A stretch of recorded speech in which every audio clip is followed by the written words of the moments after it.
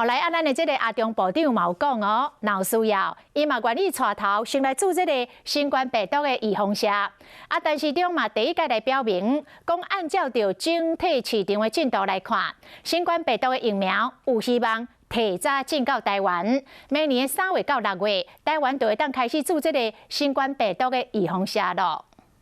6月底以前全部用完，有可能。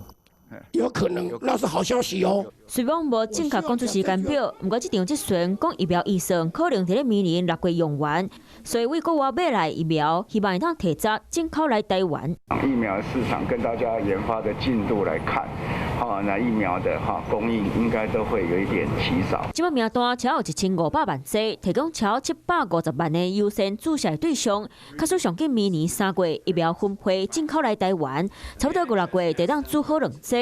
不过嘛，考验台湾的冷冻技术，疫苗敢有安全？但市长讲，伊愿意先做。如果有示范的必要，那当然我们不排除嘛，那当然是这样子。那第二个就是说，人类技术，应该都没有问题了。 即马走上紧的辉瑞和德国 BNT 合作疫苗，爱冰伫咧负70度的所在；莫德纳疫苗嘛爱冰伫咧负20度的低温，就算伫咧2度到8度，嘛敢来当抗30天。伫咧倒位做，恐惊嘛是一个问题。